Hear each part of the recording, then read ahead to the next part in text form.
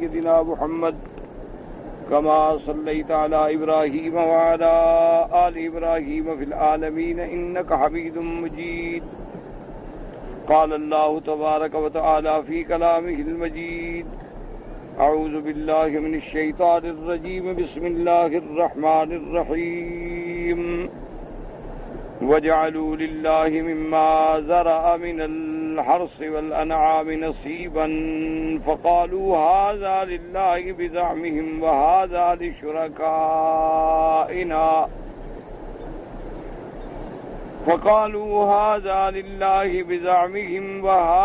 لشركائنا فما كان لشركائهم فلا يصل إلى الله وما كان لله فهو يصل إلى شركائهم ساء ما يحكمون. قال المؤلف والمفسر رحمه الله تعالى: أدام النفع بعلومه وعلومكم في الدارين آمين. إلى أن قال: هذا ذم وتوبيخ من الله للمشركين الذين ابتدعوا بدعا وكفرا وشركا وجعلوا لله شركا وجزءا من خلقه وهو خالق كل شيء سبحانه وتعالى. اب ان آیات مبارکہ میں اللہ تبارک و تعالی مشرکین کی مذمت بیان فرماتے ہیں کہ جنہوں نے نئی نئی باتیں گھڑی، نئے نئے کفر اور شرک ایجاد کیے اور اللہ تبارک و تعالی کے ساتھ حصے بنائے، اللہ تبارک و تعالی کے ساتھ نصیب رکھا مخلوقات کے لیے، حالانکہ وہ سب چیز کا خالق مالک ہے، سب کچھ اسی کی ذات کا ہے۔ اس لیے اللہ فرماتے ہیں: وَجَعَلُوا لِلَّهِ مِمَّا ذَرَأَ مِنَ الْحَرْثِ وَالْأَنْعَامِ نَصِيبًا۔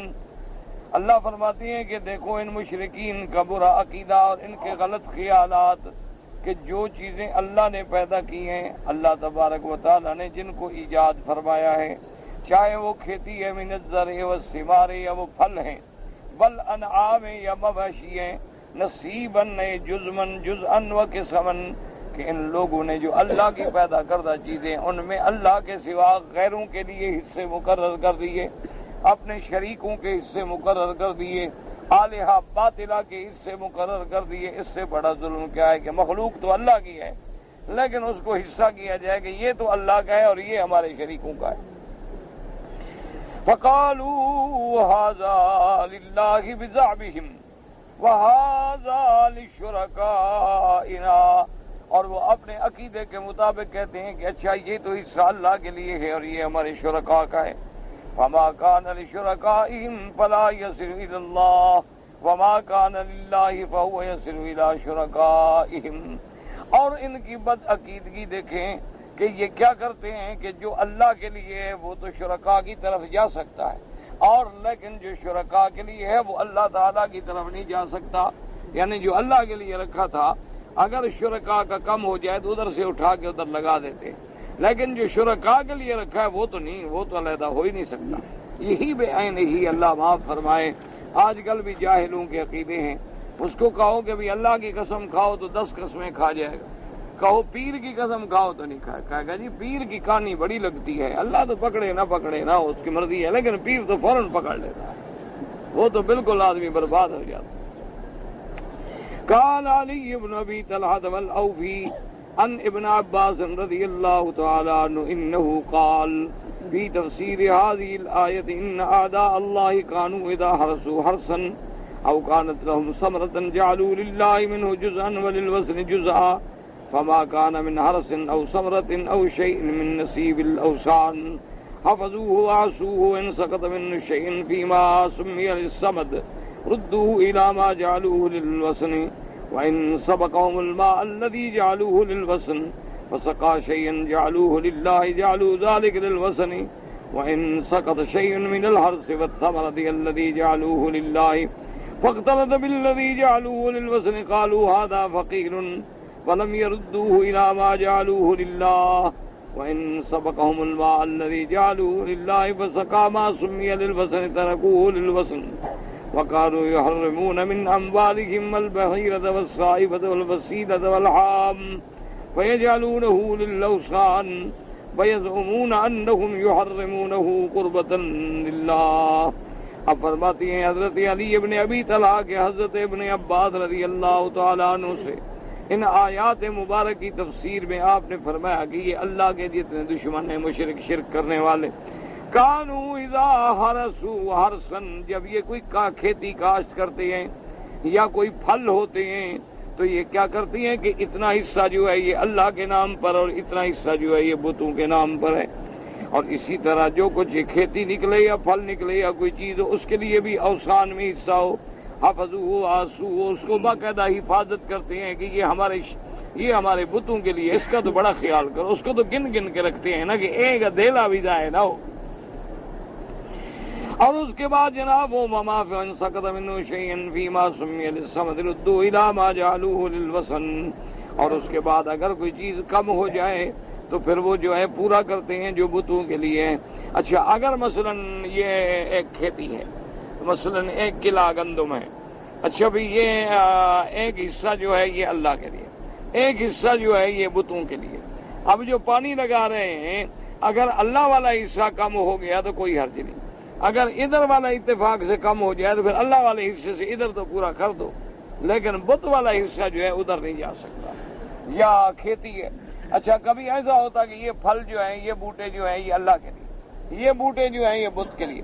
اچھا کبھی کوئی ادھر کا کوئی دانا گر کے ادھر آ پڑتا تو کہتے یہ فقیر ہے بھائی، بس اس کو واپس نہ کرو، ادھر یہ بھی بتوں کے نام پر دے دو، یہ بھی ایسے آ گیا ہے نا، گر گیا ہے نا ادھر، جب ادھر گر گیا ہے تو ان کا ہو گیا۔ بس اپنے جاہلیت کے عقیدے تھے جو بنا رکھے تھے انہوں نے۔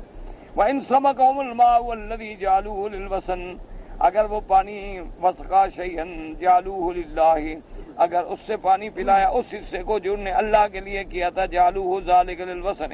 وَإِن سَقَطَ شيء مِنَ الْحَرثِ وَالثَّمَرَةِ الَّذِي جَعَلُوهُ لِلَّهِ، اور اگر کوئی چیز انہوں نے کھیتی میں یا پھلوں میں جو اللہ کے لیے رکھی تھی، فاختلط بالذی جعلوه للوثن، لیکن وہ ان میں مل گئی جو بت کے نام پہ رکھی تھی، قالوا ھذا فقیر، یہ فقیر ہے، ابھی ادھر آ گیا تو بس یہ فقیر ہے، اس کو رد نہ کرو۔ ولم يردوه الى ما جعلوه لله وان سبقهم الماء الذي جعلوه لله وسقى ما سمي للوثن تركوه للوثن، اور اگر وہ پانی جو اللہ کے لیے حصے والا تھا وہ پانی ان کے حصے میں مل گیا تو کہتے ہیں اچھا یہ بھی وثن، یہ بھی بتوں کے لیے رکھو۔ وَكَانُوا يُحَرِّمُونَ مِنْ أَمْوَالِهِمْ، اور اپنے جانوروں میں سے مختلف نام رکھتے تھے کہ یہ بحیرہ ہے، یہ صاحبہ، جیسے پڑھ چکے ہیں آپ، وسیلہ ہے اور یہ حامی ہے، بتوں کے نام پہ چھوڑ دیتے کہ یہ جانور جو ہے فلاں بت کے نام، یہ جانور جو ہے فلاں بت کے نام۔ اب اس جانور پہ کوئی سواری نہیں کر سکتا، یہ ہمارے بت کے نام ہے، ہمارے معبودان باطلہ کے نام۔ اب اس جانور کا کوئی دودھ بھی نہیں نکال سکتا، اس جانور کو کوئی کھیتی سے بھی نہیں روک سکتا، کیونکہ یہ تو آستان شریف کے نام کا جانور ہے، اس کو کون روکے؟ یہ جدھر چاہے کھائے پیے چرے جو چاہے کرے۔ یہ سب انہوں نے خود نام گھڑے ہوئے تھے۔ وَيَزْعُمُونَ أَنَّهُمْ يُحَرِّمُونَهُ قُرْبَةً لِلَّهِ، اور جو بتوں کے نام بھی کرتے تھے وہ کہتے تھے کہ جی کر تو ہم اللہ کے نام پہ رہے نا، یہ بھی تو اللہ کے شریک ہے نا، اصل تو ہم اللہ کے نام پہ کریں۔ جیسے آج ہمارا جاہل بھی یہی کہتا ہے کہ جی میں نے یہ قبر پر جو جانور ذبح کیا میں نے تو بسم اللہ پڑھی، اللہ کا نام لیا ہے، میں نے جب اللہ کا نام لے لیا ہے تو بس بات ختم ہو گئی۔ بھئی جب اللہ کا نام تم نے لے لیا ہے تو گھر میں ذبح کیوں نہیں کر دیا؟ آخر اس کو مزار پہ لے جانے کی کیوں ضرورت پیش آ گئی؟ قبر پہ جا کے خیرات کرنے کی ضرورت کیوں پیش آ گئی؟ وجہ کیا ہے؟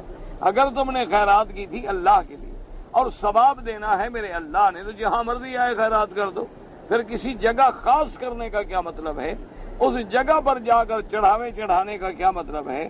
اپنی منتوں میں یہ عقیدہ رکھنا کہ میرا کام ہو جائے تو میں مزار پہ جا کے یہ خیرات کروں گا، اسی کا نام تو شرک ہے، اور شرک کیا بلا ہوگی؟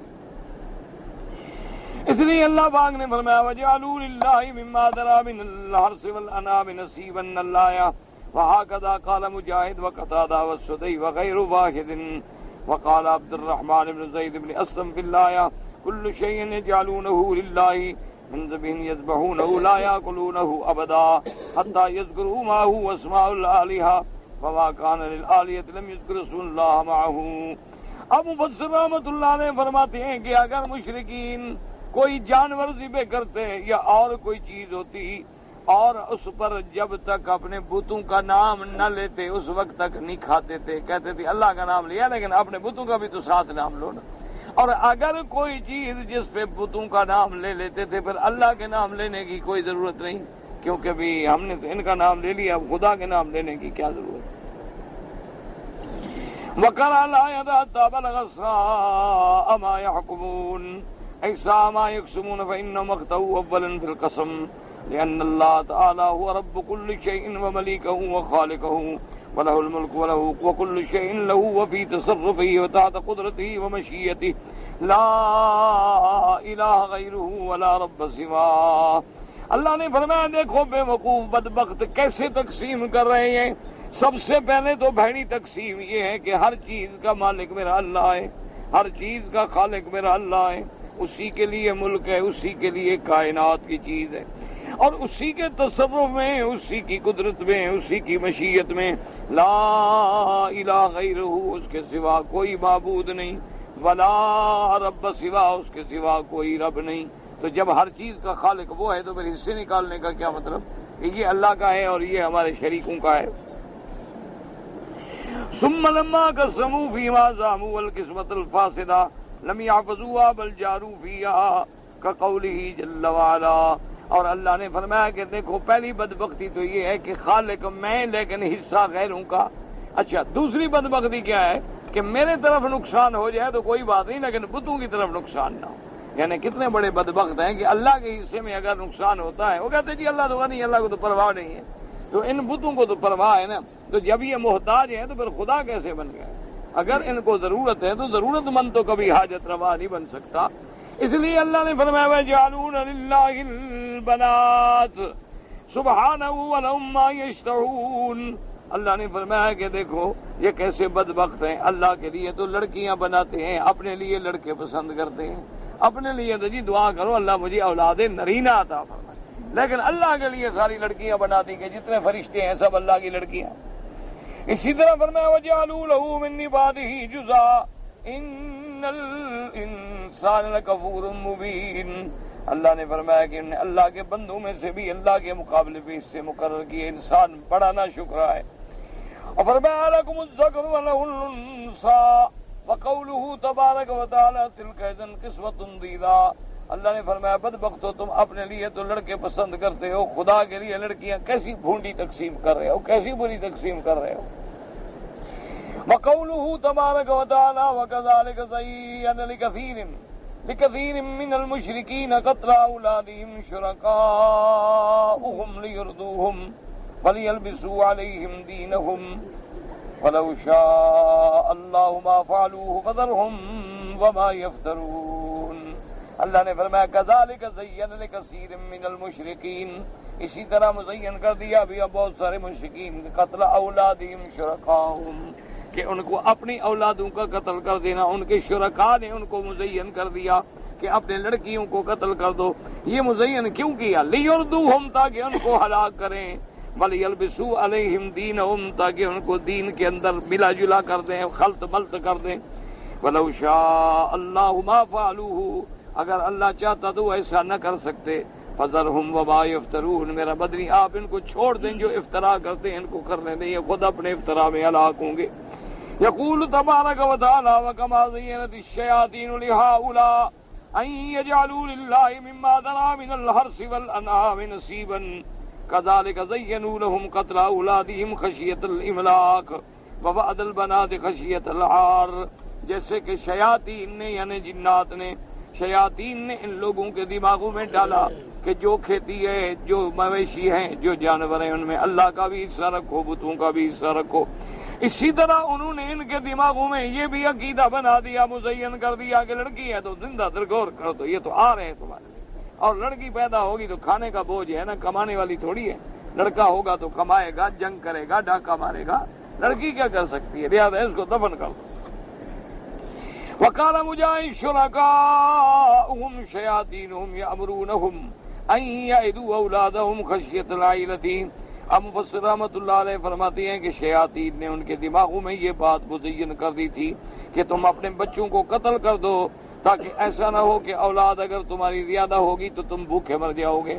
وقال الصدی امرتم الشیاطین ان یقتلوا البنات اما لیردوہم فیہلکوہم وَإِمَّا لِيَلْبِسُوا عَلَيْهِمْ دِينَهُمْ فَيَغْلَطُوا عَلَيْهِمْ دِينَهُمْ وَنَحْوَ ذَلِكَ.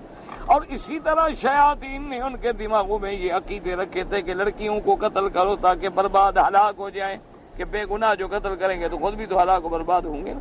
اور ان کے جو عقیدے ہیں ان کو خلط ملط کر دو، کبھی لڑکی مار دو، کبھی یہ کر دو، کبھی حصہ نکالو بتوں کے لیے، اللہ کے لیے۔ قال عبد الرحمن بن زید بن اسلم وقتادہ وهذا كقوله تبارك وتعالى وإذا بشر أحدهم بالأنثى ظل وجهه مسودا وهو كظيم يتوارى من القوم من سوء ما بشر به۔ اللہ نے فرمایا جب ان کو خبر دی جاتی ہے کہ تیرے گھر میں لڑکی پیدا ہوئی ہے تو اس کا چہرہ جو ایسے ہو جاتا ہے جیسے سیاہ ہو۔ اب یہ منہ چھپاتا پھرتا ہے لوگوں سے کہ کیسے بتلاؤں کہ میرے گھر میں لڑکی پیدا ہوئی ہے۔ وَكَقَوْلِهِ تَبَارَكَ وَتَعَالَى وَإِذَا الْمَوْءُودَةُ سُئِلَتْ بِأَيِّ ذَنبٍ قُتِلَتْ، کہ جب قیامت والے دن پوچھا جائے گا جن لڑکیوں کو تم نے زندہ درگور کر دیا تھا، زندہ دفن کر دیا تھا، کہ کس گناہ میں تم نے ان کو قتل کیا تھا۔ وَقَدْ كَانُوا أَيْضًا يَقْتُلُونَ الْأَوْلَادَ مِنَ الْأَمْلَاقِ، بھوک کی وجہ سے کہ بھی فقر پیدا نہ ہو جائے، او خشیت الاملاق ان يحصل لهم ویتل فی المال وقد نهاهم من قتل اولادهم لذلك وانما كان هذا كله من تزيين الشياطين وشرعهم ذلك۔ یہ ایسا کیوں کرتے تھے کہ شیطانوں نے ان کے لیے یہ عقیدے جو تھے مزین کر دیے دماغوں میں۔ ولو شاء الله ما فعلوه، اے كل هذا واقع بمشیئته تبارک وتعالى وارادته واختیارہ لذلك كونا وله الحکمت الشاطامۃ فی ذلک فلا يسأل عما يفعل وهم يسألون۔ اگر اللہ چاہتا تو یہ شیطان ان کے دماغوں میں ایسی باتیں بھی نہ ڈال سکتے، لیکن اللہ کی حکمت ہے، اللہ سے کوئی پوچھنے والا نہیں۔ اللہ تبارک و تعالیٰ نے شیطانوں کو بھی کھلی چھوٹ دے رکھی ہے، شیطانوں کو بھی قوت استدراجیہ دے رکھی ہے۔ وذرهم وما يفترون ودعهم واجتنبهم وما هم فيه وصياكم الله بينك وبينهم۔ اللہ نے فرمایا کہ میرے محبوب محمد مصطفیٰ صلی اللہ علیہ وسلم آپ چھوڑ دیں ان کافروں کو ان کے حال پہ جو یہ بناتے ہیں، اللہ تبارک و تعالیٰ فیصلہ کریں گے آپ کے اور ان کے درمیان میں۔ وقالوا هذه انعام وارث نجر الله يطعمها الا من نشاء بزعمهم وانعام حرمت ظهورها وانعام لا يذكرون اسم الله عليها افتراء عليه سيجزيهم بما كانوا يفترون۔ وقالوا هذه، اور مشرکین کا اور عقیدہ کہتے تھے کہ یہ جانور اور یہ کھیتی جو ہے ہجر، یہ ممنوع ہے، یہ بند ہے۔ لا يطعمها الا من نشاء بزعمهم، اس کو کوئی استعمال نہیں کر سکتا مگر جو ہم چاہیں، ہمارے حکم کے بغیر استعمال نہیں ہو سکتی۔ وانعام حرمت ظهورها، اور یہ مویشی جو ہیں ان پہ سواری کرنا حرام ہے، یہ چونکہ ہم نے شریکوں کے نام پہ چھوڑ دیا ہے، اب اس کی پشت استعمال نہیں کی جا سکتی۔ وَأَنْعَامٌ لَا يَذْكُرُونَ اسْمَ اللَّهِ عَلَيْهَا، اور ایسے جانور جن کو ذبح کے وقت اللہ کا نام نہیں لیتے تھے، اپنے طرف سے خود گھڑتے۔ سَيَجْزِيهِمْ بِمَا كَانُوا يَفْتَرُونَ، اللہ نے فرمایا میرا مدنی صلی اللہ علیہ وسلم ہم ان کو جزا دیں گے جو کچھ کہ یہ گھڑ رہے ہیں، جو کچھ کہ یہ باتیں عقیدے جھوٹے بنا رہے ہیں۔ قال علی بن ابی طلحہ بن عباس الحجر والحرام مما حرموا من الوسیل وتحریم ما حرموا۔ حجر مانا ہوتا ہے کسی چیز کو بند کر دینا، تو انہوں نے کہا حجر مانا یہ تھا کہ یہ خود کہہ دیتے تھے کہ بھئی یہ جانور جو ہے نا حرام، اس جانور پہ سواری حرام۔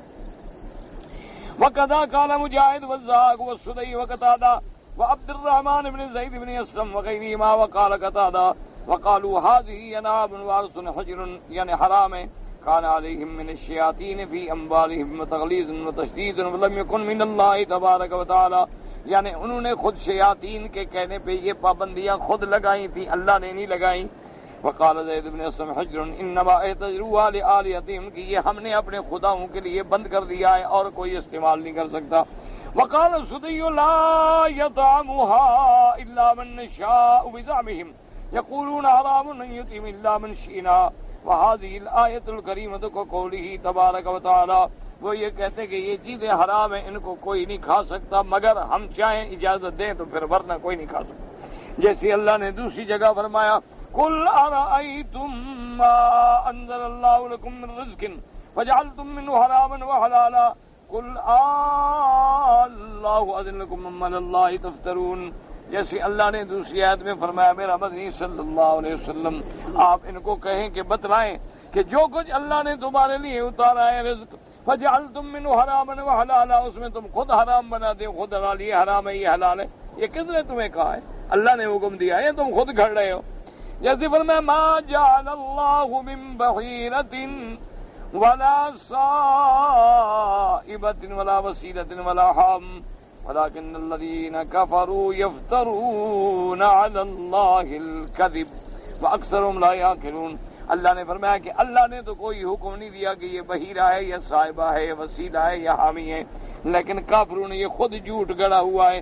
وقال سدی اما الانعام التي حرم الزورا في البحيرة والصائبة والوسيلة والحام واما الانعام التي لا يذكرون اسم الله عليها لا اذا وردوها ولا اذا نحروها، بعض جانوروں کو انہوں نے حرام کر دیا تھا کہ ہمارے معبودان بتوں کے نام پر ہیں، ان کا دودھ لینا بھی حرام، ان پہ سواری کرنا بھی حرام، ان کا کھانا بھی حرام۔ اور اسی طرح بعض جانور ایسے ہوتے تھے کہ جب پیدا ہوتے تب بھی اللہ کا نام نہ لیتے، جب ان کو ذبح کرتے تب بھی ان پر اللہ کا نام نہ لیتے۔ وقال ابو بکر عیاش الناس بالنجود قال لي ابو وائل اتدري ما في قوله وانعام حرمت ظهورها وانعام لا يذكرون اسم الله عليها قلت لا قال هي البحيرة قال حج عليها۔ ایک جانور کو کہہ دیتے کہ یہ بحیرہ ہے، یہ بت کے نام پہ، حتیٰ کہ حج کی ضرورت ہوتی نہ کہتے نا بابا اس جانور پہ سواری نہیں کرنی، بچائے حج ہے اللہ کا، لیکن اس کیوں، یہ تو ہمارے اس خدا کے نام ہے، اس کو کیسے استعمال کر سکتے ہیں؟ وقال مجاہد کان من ابلہم طائفۃ لا یذکرون اسم اللہ علیہ ولا فی شیء من شانها لا يركبوا ولا ينحلبوا ولا ينحملوا ولا ينتجوا ولا يعملوا شيئا۔ اور حضرت مجاہد فرماتے ہیں کہ مشرکین کچھ اونٹ آپ نے ایسے بھی رکھتے تھے کہ جن پہ خدا کا نام نہیں لینا بھی ان پہ بالکل، نہ تو سواری کے وقت، نہ دودھ کے وقت، نہ بیٹھنے کے وقت، نہ چرانے کے وقت، نہ ذبح کے وقت، اللہ کا نام ان پہ آنے ہی نہ دو بالکل۔ افتراء علیہ ای علی اللہ، افتراء اللہ پہ جھوٹ باندھ رہے ہیں۔ وقت منہم فی صالح ذالک الدین لا شریف انہم لم یاتہم فی صالح ولا منہم، یہ کہتی ہیں کہ یہ اللہ کے نام پہ ہے، یہ اللہ کا حکم ہے، جھوٹ بول رہے ہیں، نہ تو اللہ ان کے ایسے عقیدوں پہ راضی ہے اور نہ اللہ نے ایسا حکم دیا۔ سیجزیہم بما کانوا یفترون علیہ ویسندون الیہ وقالوا ما فی بطون هذه الانعام خالصۃ لذکورنا ومحرم علی ازواجنا وان یکن میتۃ فی شرکاء سیجزیہم وصفا انہ حکیم علیم۔ اور کافروں کا ایک یہ عقیدہ تھا کہ یہ جانور جو ہمارے جانوروں کے پیٹ کے اندر ہے، یہ جب بچہ پیدا ہوگا تو یہ ہمارے مرد کھائیں گے، عورت کے لیے حرام ہے، یہ مردوں کے لیے تو حلال ہے لیکن عورتوں کے لیے حرام۔ اچھا اگر وہ بچہ اس کے پیٹ سے مردہ پیدا ہو جاتا پھر سب کھاتے، پھر مردوں کے لیے بھی حلال، عورتوں کے لیے بھی حلال۔ اللہ نے فرمایا کہ اللہ پاک ان کو سزا دیں گے جو یہ بنا رہے ہیں، انہ حکیم علیم، اللہ پاک حکمت والے ہیں، علم والے ہیں۔ قال ابو اسحاق السبعی ان عبد اللہ بن بالحزین عباس قالوا ما فی بطون هذه النعام خالصۃ لذکورنا، کہتے ہیں یہ جانور جو ہے ان کا دودھ جو ہے یہ خالص مرد پی سکتا ہے، عورت نہیں پی سکتی۔ وقال له في بعض وقالوا ما في بطون هذه الانعام خالصة لذكورنا وهو اللبن الذي كانوا يحرمونه على اناسهم ويشربه ذكرانا وكان الشاذ فردا ذكرا ذبحه وكان للرجال دون النساء، یعنی اپنے جانوروں کا دودھ جو ہے خاص کر دیتے کہ عورتوں پہ حرام، مردوں پہ حلال۔ اچھا اگر کوئی بکری پہلی دفعہ جب بچہ ذکرن یعنی اس کا بچہ جو ہے مذکر پیدا ہو، نر پیدا ہو، اس کو ذبح کرتے جو بچہ پیدا ہوتا۔ وَكَانَ الرِّجَالُ دُونَ النِّسَاءِ، کہتے اس کو مرد کھا سکتے ہیں، عورتیں نہیں کھا سکتی۔ وَإِنْ كَانَتْ أُنْثَىٰ تُرِكَتْ فَلَمْ تُذْبَحْ، اگر بچے کا بکری کا بچہ بھی بکری پیدا ہوتی یعنی مؤنث پیدا ہوتا تو اس کو چھوڑ دیتے کہ اس کو ذبح نہ کرو، اس کو رہنے دو۔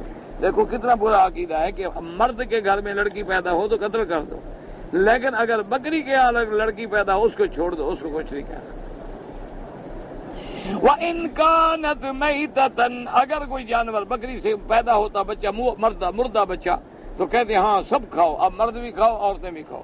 ہم بھی شرکاء من اللہ ذلك قضا قال الصديق وقال الشيخ البحيرة لا يأكل من ابنها إلا الرجال وإن بعد منها شيئا يأكلون الرجال والنساء وقضا قال كما قال عبد الرحمن بن زيد بن السم وقال بجاهد في قوله تبارك وتعالى وقالوا ما في بطون هذه الأنعام خالصة لذكورنا ومحرم على أزواجنا قال هي السائبة والبحيرة وقال ابو العالمين جاء وقتال في قصة عظيم السومة قولهم الكذب في ذلك يعني قوله تبارك وتعالى ولا تقولوا لما تصف ألسنتكم الكذب هذا حلال وهذا حرام لتفتروا على الله الكذب ليفترون على الكذب يفعلون متاع الآية إنه حكيم في أفعاله وأقواله وشرعه وقدره عليم بأعمال بعض من خير وشر يجزيهم عليها أتم الجزاء. اب جناب سمجھیں ان آیات مبارکہ میں جو اللہ نے ہمیں ارشاد فرمایا ہے. اللہ نے یہ سارے واقعات جو بیان فرمائے ہیں اس کا مقصد ہے. یہ نہیں ہے کہ بس آپ قرآن میں پڑھتے چلے جائیں کہ مشرکین نے یہ کیا یہ کیا یہ کیا، یہ بات نہیں ہوتی. اللہ نے قرآن ایسے نہیں بھیجا. قرآن جو ہے یاد رکھو موعظۃ و ذکریٰ. قرآن موعظہ، قرآن کیا ہے؟ ذکریٰ. قرآن کیوں بھیجا گیا ہے؟ کہ ہمیں خواب غفلت سے جھنجھوڑتا ہے، جگاتا ہے، اور ہمارے سامنے ایک نقشہ پیش کرتا ہے کہ یہ موحدین کی صفتیں ہیں اور یہ مشرکین کی صفتیں، یہ مومنین کی صفتیں ہیں، یہ کافرین کی صفتیں، یہ ابرار کی صفتیں ہیں، یہ اشرار کی صفتیں، یہ حزب اللہ کی صفتیں ہیں، یہ حزب الشیطان کی صفتیں ہیں، تاکہ اب تم اپنے گھر میں بیٹھ کے تجزیہ کرو کہ ہم کون سی صف میں ہیں. اللہ کے قرآن اتارنے کا مقصد یہ ہے. یہ نہیں کہ قصے کہانی کی کتاب ہے تم پڑھتے رہو اور پڑھنے کے بعد ایک برکت کے لیے لپیٹ کے غلافوں میں بند کر کے سجا کے الماریوں میں رکھ دو نا. قرآن کیوں آیا؟ وَلَقَدْ يَسَّرْنَا الْقُرْآنَ لِلذِّكْرِ. نصیحت پکڑو قرآن. اسی طرح کسی جگہ قرآن کہتا ہے کہ ہدی للمتقین. قرآن ہدایت ہے، لیکن کن کے لیے؟ جو ڈرنے والے. کہیں قرآن کہتے ہیں ان ھذا القرآن یہدی للتی ہی اقوم. اللہ کا قرآن جو ہے تمہیں سیدھے راستے پہ چلاتا. اور کہیں صفت آئی ہے کہ یہدی الی الرشد. اللہ کا قرآن رشد اور کامیابی کے راستے پہ لے جانے والا. اللہ کا قرآن جو ہے فرق کرنے والا ہے. قرآن اور فرقان یعنی فارق ہے بین الحق والباطل. تو اب جناب دیکھیں کہ مشرکین کی اللہ نے صفتیں بیان کی ہیں کہ ایک تو صفت ان کی کیا تھی کہ جو کھیتی ہوتی یا جانور ہوتے ان میں سے حصے بنا لیتے کہ بھئی یہ تو ہے اللہ کا، اور یہ جو ہے یہ ہمارے بتوں کے لیے. بتوں کا کیا معنی؟ وہ جو انہوں نے اصنام بنائے ہوئے تھے نا، لات، عزا، حبل، منات. یہ مشرکین جو ہے پاگل نہیں ہو گئے تھے، پتھروں کی پوجا نہیں کرتے تھے. یاد رکھو،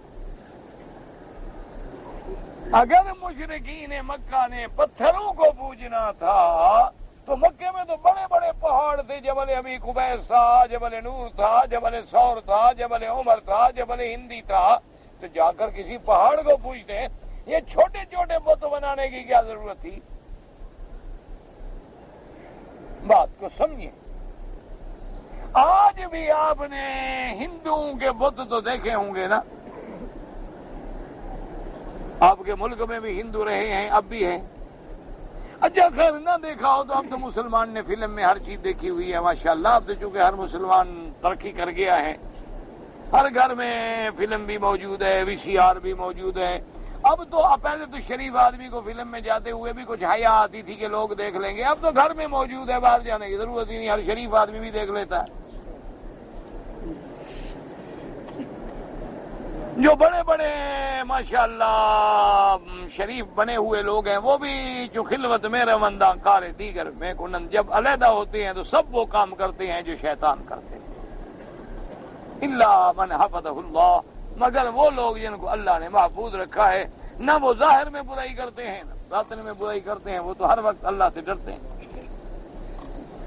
تو بہرحال اب آپ نے دیکھا ہوگا کہ بعض بت ایسے ہیں جو عورتوں کی شکل میں ہیں، وہ دیویاں ہیں، اور بعض بت ایسے ہیں جو مردوں کی شکل میں ہیں، وہ دیوتا ہیں، اور بعض ایسے ہیں جن کی شکلیں بڑی ڈراؤنی ہیں، ایسی ہیں کہ بندہ دیکھے تو ڈر جائے، وہ دیوتا ہیں قہر کے، عذاب نازل کرنے والے، اور بعض دیوتا ایسے ہیں کہ بڑی خوبصورت شکلیں ہیں، وہ ہیں مہر کے دیوتا، مہربانی کرنے والے۔ اور یہ ساری شکلیں جو ہیں یہ کیا ہیں؟ اچھا، بعض آپ نے دیکھا ہوگا ان کے 2 سر ہیں، بعض ایسے ہیں کہ 2 ہاتھوں کے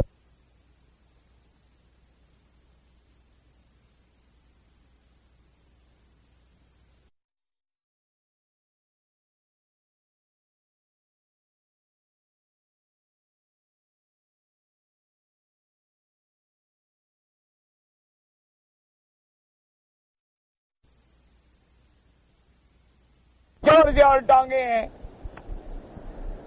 بعض ایسے ہیں کہ جو گنے ہی نہیں جاتے کہ کتنے سر ہیں اور کتنی ٹانگیں ہیں اور کتنی بلائیں ہیں۔ یہ کیا وجہ تھی؟ یاد رکھو، اس کی 2 وجوہات۔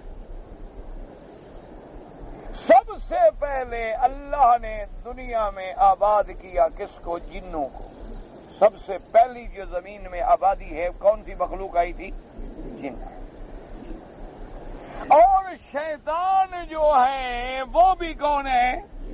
جن۔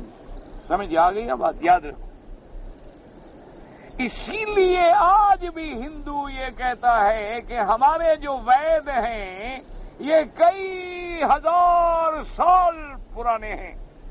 وہ کہتے ہیں آپ کا قرآن تو 1400 سال سے آیا ہے نا، لیکن ہمارے وید جو ہیں یہ تو ہزار سال سے پہلے ہیں، لیکن ہم یہ بتا نہیں سکتے کہ ہمارے پاس کون لے آیا ہے، لیکن ہیں بہت پرانے، کئی ہزار سال پہلے۔ اصل وجہ کیا ہے؟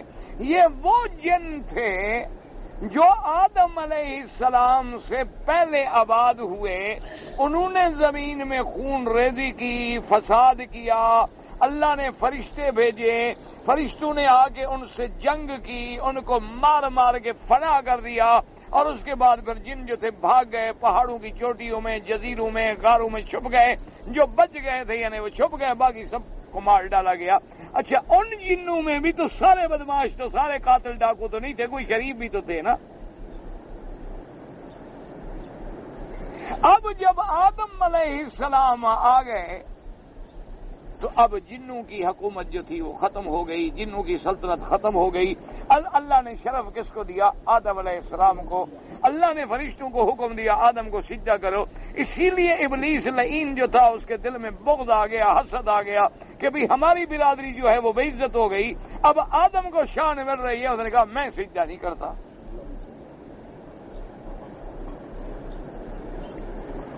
اب اسی ابلیس لعین نے لوگوں کے دماغ میں ڈالا کہ وہ جو پہلے صالحین جن وہ چلے گئے، گزر گئے، وہی تو تھے اللہ کے شریک، وہ چھوٹے چھوٹے وہی خدا تھے، حاجت روا تھے، تو وہ ان کی شکلیں بنا کے انہی کو دیوی دیوتا بنا لو۔ یہ ان کی شکلیں بنا رہے ہیں، اس لیے کوئی ڈراؤنی ہے، کوئی بگڑی ہوئی ہے، کوئی 4 ٹانگوں والی ہے، کوئی 1000 کیوں؟ جن کی بھی تو کئی شکلیں ہوتی ہیں نا۔ آپ نے دیکھا نا کہ جن 1 منٹ میں کھڑا ہوگا تو بندہ ہے، دوسرے منٹ میں دیکھو گے تو بکری بن جائے گا، اچھا تیسرے منٹ میں دیکھو گے تو گھوڑے کی شکل اختیار کر لے گا، پھر دیکھو تو گدھا بن جائے گا، کیونکہ جن تو شکل بدلتے ہیں۔ تو اس لیے ان کے اشکال چونکہ عجیب ہوتے ہیں جنوں کے، انہوں نے ان کی شکلوں پر اپنے دیوی دیوتا بنا لی۔ اچھا، اب جو تھے مکے والے لوگ، ان کے بت جو تھے مشہور تھے، حبل، لات، منات، عزا، اساف، نائلہ، یہ ان کے بت مشہور تھے۔ حضرت نوح علیہ السلام کے زمانے میں جو لوگ تھے ان کے 5 مشہور تھے، ودن، سوان، یغوثا، یعوقا، نصرا۔ ان کے بھی 5 پیر تھے، جیسے ہمارے ہوتے ہیں نا، ان کے بھی 5 تھے۔ جیسے ہم نے 5 تن، 5 پیر، ظاہر پیر، خدا کی شان ہے۔ نوح علیہ السلام نے مشرکین کے بھی 5 تھے، یہ آج کا جھگڑا نہیں ہے، پرانا جھگڑا ہے۔ اچھا وہ کیا تھے؟ وہ یہ تھے، باقاعدہ حدیثوں میں موجود ہے کہ لات کان رجل یلت السویقا، کہ لات ایک اللہ کا بندہ تھا، فقیر تھا، بڑا عابد زاہد تھا، اور جب حاجی حج کرنے کے لیے آتے ان کو ستو پانی میں گھول گھول کے کھلایا کرتا تھا۔ جب وہ مر گیا تو اس کی شکل پہ لات بت بنا دیا کہ بھی اس کی عبادت کرو۔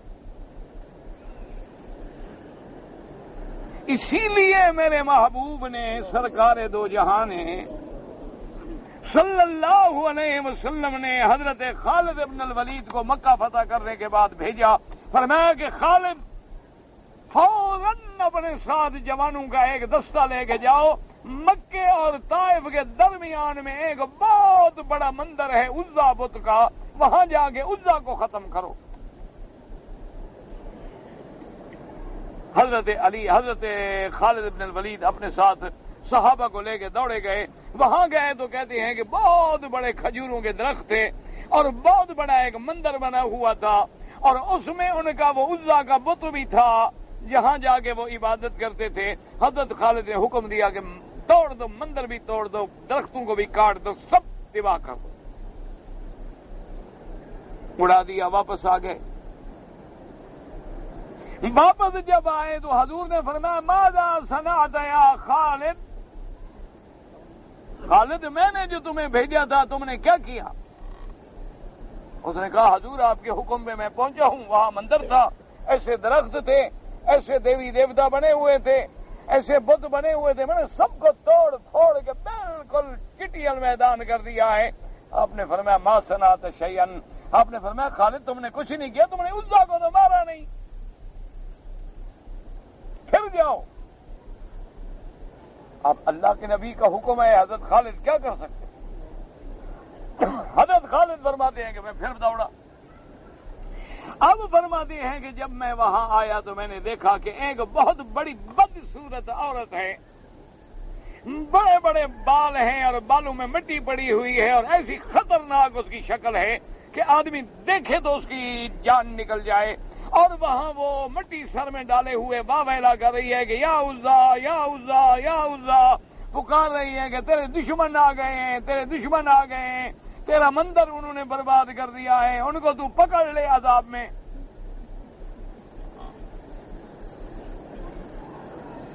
تو حضرت خالد فرماتے ہیں کہ میں سر پہ پہنچا، میں نے کہا تم مجھے تو خیر تمہارا عزا کیا پکڑے گا، میں آ گیا ہوں تمہیں پکڑنے کے لیے۔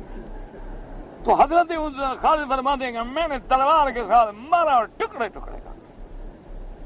واپس آ کے میں نے حضور کو بتلایا، نے فرمایا ہاں بتلاؤ کیا دیکھا تھا؟ میں نے کہا حضور ایسی عورت تھی، ایسے بڑی ڈراؤنی، ہم نے فرمایا وہی تو تھا عزا، وہی تو ان کو خدا بن کے دھوکہ دینے والا، وہی تو شیطان تھا کہ یہ جب بتوں کو پوجا کرنے کے لیے جاتے تھے تو اصل میں یہ شیطان ہے جو ان کے پیچھے چھپ کے کہتے تھے کہ جا مرید تیری منت پوری ہو گئی۔ بس یہی تو دھوکہ ہوتا ہے، اور یہ دینے والے کون ہیں؟ ابلیس اور لعین اور شیاطین الجن، یہی تو ہوتے ہیں جھپ کے آواز دیتے ہیں، اور ہمارے لوگ گمراہ ہو جاتے ہیں کہ جی میں رات حضرت خود مرشد کی قبر کے اندر سے آواز آئی ہے مجھے، وہ اندر سے نہیں آتی، وہ جن دیتے ہیں آواز۔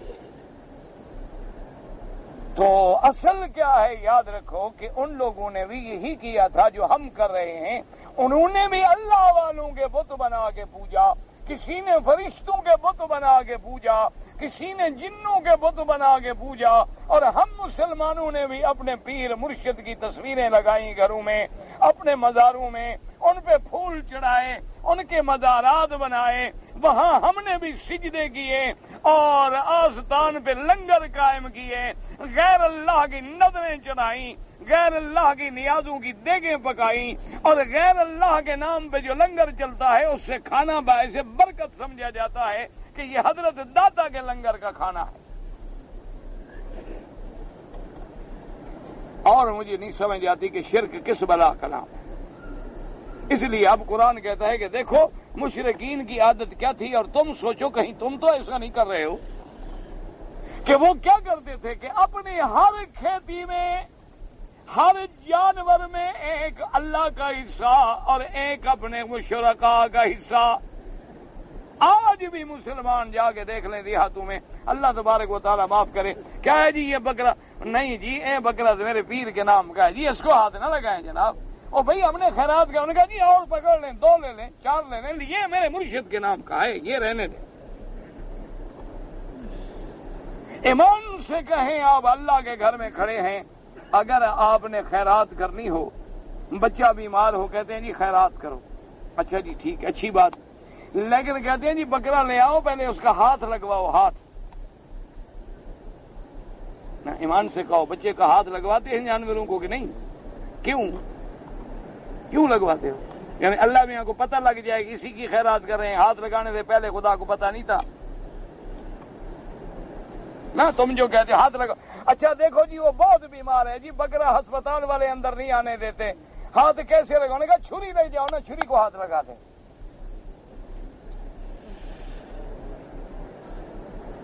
یہ کیا ہے؟ کس کو یہ ہاتھ لگا کے کس کو دکھا رہے ہو؟ مجھے آپ سمجھائیں۔ اگر تو یہ دکھا رہے ہو خیرات کرنے والوں کو، ان کو تو پتا ہے ان کو ہاتھ لگانے کی کیا ضرورت ہے۔ اگر یہ اللہ کو بتلانا چاہتے ہو کہ اللہ میاں دیکھو یہ ہاتھ لگا رہا ہے، اسی کا صدقہ، اسی کا دیکھ لینا، ممکن نعوذ باللہ تمہیں پتہ نہ لگے، تو اس سے بڑا کفر کیا ہے؟ اور اگر اس کے ہاتھ میں برکت ہے تو برکت تو بکرے میں چلی گئی ہے، خود کو کیوں نہیں پھیرتا وہ ہاتھ؟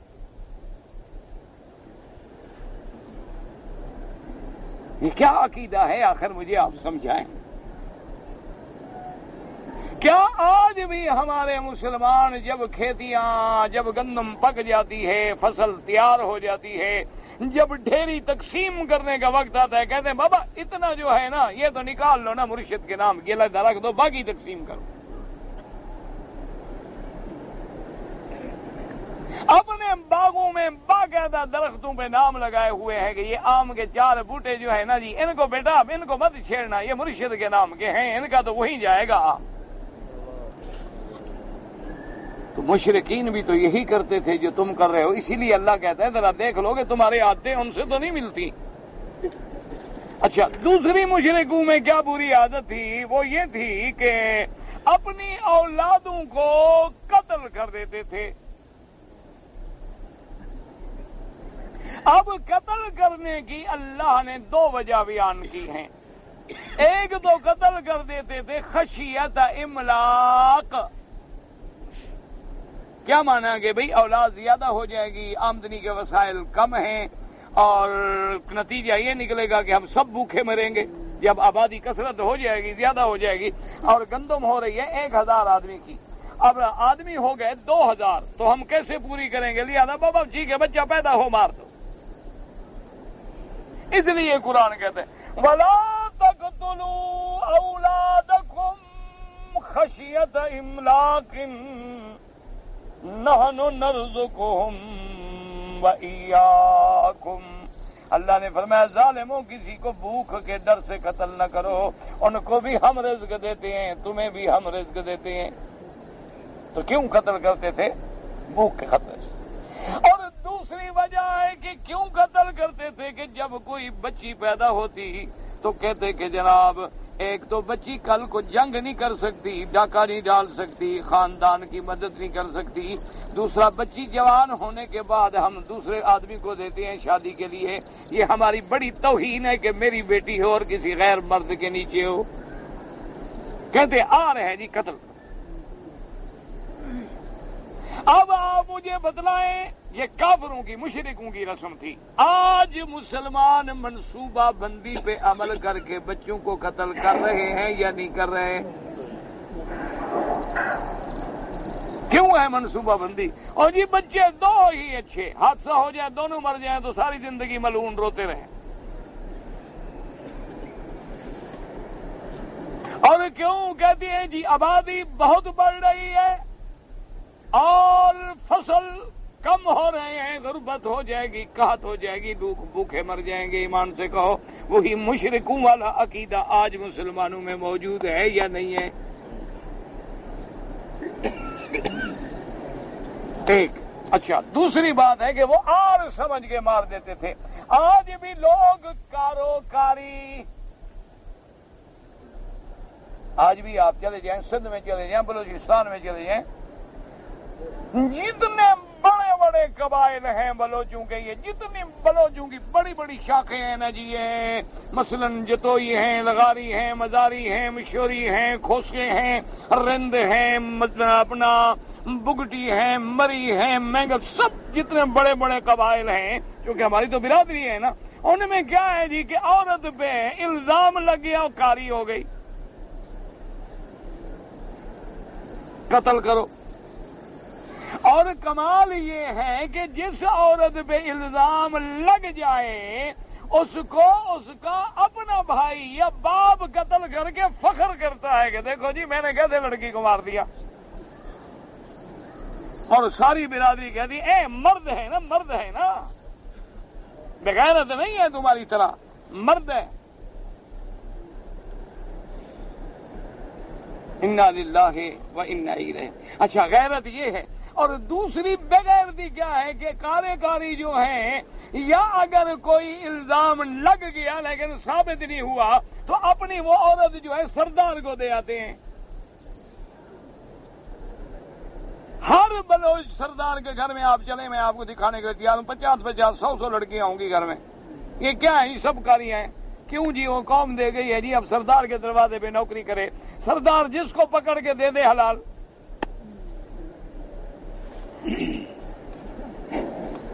تو ایمان سے کہیں کہ آج وہ مشرکین کی رسم موجود ہے کہ نہیں؟ اسلام یہ نہیں کہتا اگر الزام ہے ثابت کرو، اگر 4 گواہ نہیں دے سکتے ہو تو الزام لگانے والے کی پشت پہ 80 کوڑا مارو گے۔ ایک مسلمان عورت کو تم نے الزام دیا، اگر خامد نے الزام لگایا ہے ثابت کرے، عورت نے الزام لگایا ہے ثابت کرے، نہیں ثابت کرتے لیان کرو، اور لیان کے بعد ان میں تفریق کر دو۔ یہ کہاں کا حکم ہے کہ تم قتل کر دو؟ آج وہ مشرکین کی رسمیں جو مشرکوں کے وقت میں تھی، ایمان سے کہو کہ منصوبہ بندی کی شکل میں، کاروکاری کی شکل میں ہمارے پاس موجود ہے یا نہیں؟ اور وہ لوگ، وہ ہمارے بلوچ سردار جن کے قبائل میں یہ رسم ہوتی ہے، ان کو تم 5 سٹار ہوٹلوں میں آ کے دیکھو، جو سب بغیرت عورتیں بیٹھی ہیں اور وہ بھی بیٹھے ہوئے ہیں، وہاں غیرت نہیں ہوتی۔ وہ غیرت کہاں مر جاتی ہے جب 5 سٹار ہوٹلوں میں، جب کلب میں بیٹھتے ہو، جب پب میں بیٹھتے ہو، جب تم آگے لوگوں کے فلموں کے افتتاح کرتے ہو اور فلم سٹار کے ساتھ بیٹھتے ہو، یعنی یا سٹار آسمان پہ تھے یا یہ ملعون ہیں جو فلموں میں کام کرتے ہیں، یہ بھی سٹار ہے۔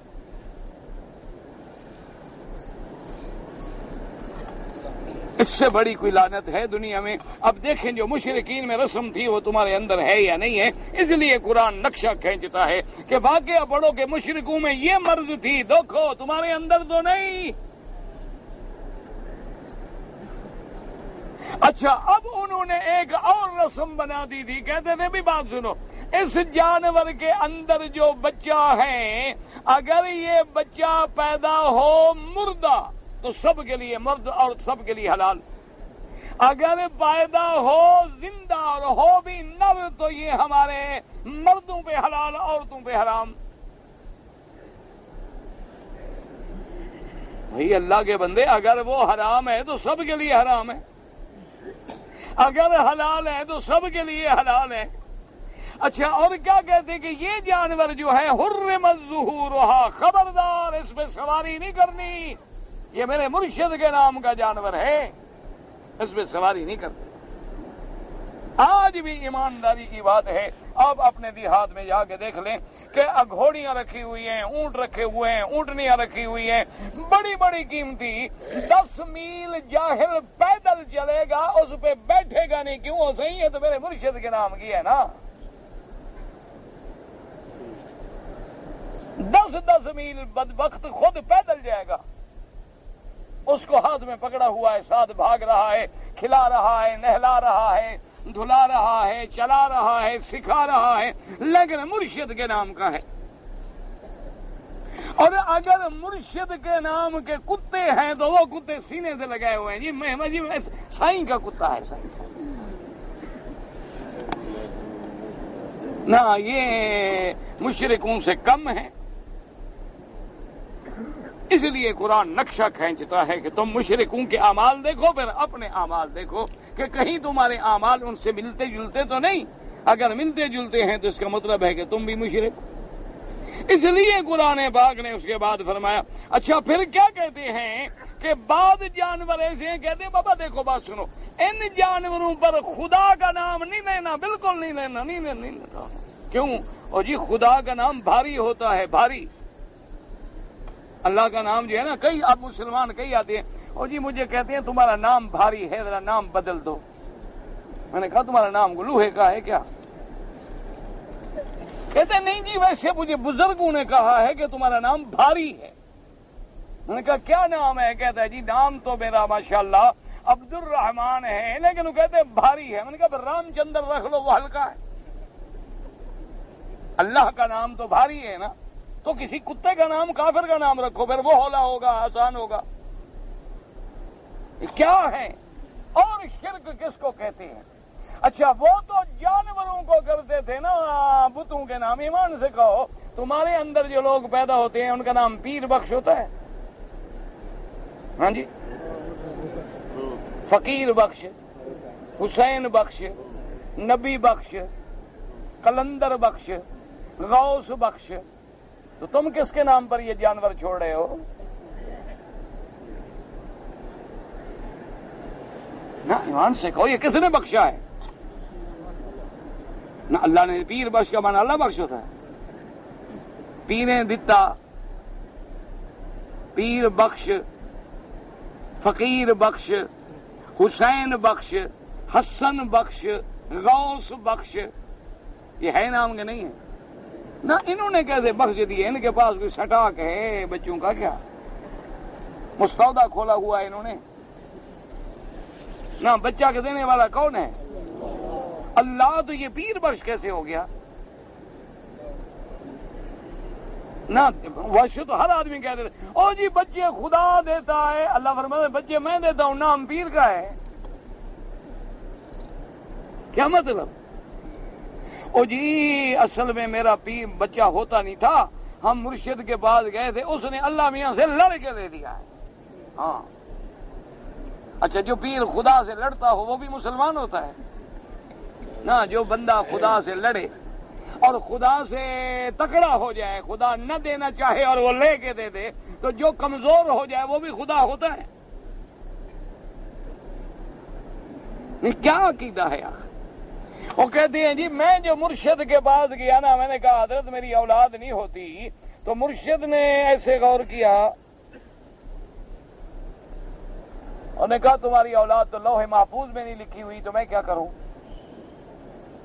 نہ لوح محفوظ لوح مانا تختی محفوظ مانا محفوظ ہے جہاں کسی جن و انس کی طاقت. تو پیر کیسے پہنچ گیا؟ اگر پیر پہنچ گیا تو وہ لوح محفوظ نہیں. اگر لوح محفوظ ہے تو یہ جھوٹا ہے. نہیں تو ایک بات کرو نا عقل کی بات کرو. بل هو قرآن مجید فی لوح محفوظ. اللہ فرماتا ہے لوح محفوظ میں کوئی فرشتہ بھی نہیں نظر ڈال سکتا جب تک میں حکم نہ دوں. جتنا میں حکم دیتا ہوں کہ اتنی چیز لکھ لو اور لے جاؤ میرے نبی کے پاس صرف اتنا دیکھ سکتے ہیں اور نہیں دیکھ سکتے ہیں. محفوظ کا معنی ایسا ہے جس کو اللہ نے اپنی حفاظت میں رکھا ہوا ہے. کوئی دیکھ نہیں سکتا کوئی آنکھ وہاں داخل نہیں ہو سکتی جرت نہیں کر سکتی جبریل بھی نہیں دیکھ سکتا جب تک اللہ نہ چاہے. تو یہ مرشد کہتا ہے میں نے لوح محفوظ میں دیکھا تیرا بیٹا نہیں. یا مرشد جھوٹا ہے یا لوح محفوظ جھوٹا ہے. کیا عقیدہ ہے آخر؟ تو خدا کا خوف کرو اللہ سے ڈرو. اور عقیدے کھڑے ہوئے ہیں کہتے ہیں جی دنیا میں 2.5 کلندر پیدا ہوئے ہیں. 2.5 یعنی 3 نہیں ہوئے. ایک عورت ہوگی 2 مرد ہوں گے 2.5 ہو گئے نا. اچھا یہ کلندر جو ہے یہ قرآن میں ہے، حدیث میں ہے، یہ کہاں سے لفظ نکالا ہے آپ نے؟ نہ سارے قرآن میں کوئی حافظ بیٹھا ہو یار کہیں کلندر کا لفظ ہے؟ اچھا کسی حضور کی حدیث مبارک میں حضور نے فرمایا ہو کلندر ہوں گے؟ آپ نے یہ تو فرمایا میرے صحابہ ہیں، یہ فرمایا میرے خلفاء ہوں گے، یہ فرمایا علماء ہوں گے، یہ فرمایا میری امت میں ایسے ایسے لوگ پیدا ہوں گے۔ کسی ایک حدیث میں بھی ہے کہ میری امت میں کلندر پیدا ہوں گے اور کل 2.5 ہوں گے؟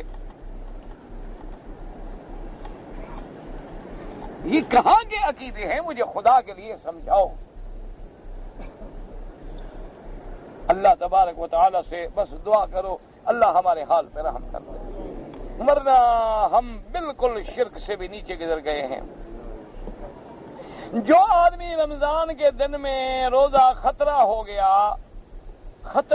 کیا خطرہ ہو گیا؟ وہ عورت اور شوہر مرد دونوں کا پتہ نہیں کیا ہو گیا۔ اچھا اگر میاں بیوی یعنی دونوں روزے کے ساتھ تھے اور رمضان کے روزے میں جماع کر لیا تو دونوں کفارہ ادا کریں، 60 روزے رکھیں یا پھر 60 مسکینوں کو کھانا کھلائیں۔ بیوی کو میں نے طلاق دیا پتہ نہیں 2 دفعہ یا 3 دفعہ، یاد نہیں، تو مجھے یاد کیسے ہوگا؟ نہیں بیوی تیری ہے، یاد مجھے ہوگا طلاق، تو میں کیا کروں؟ یاد ہی نہیں تو مولوی کیا کرے؟ عجیب لوگ۔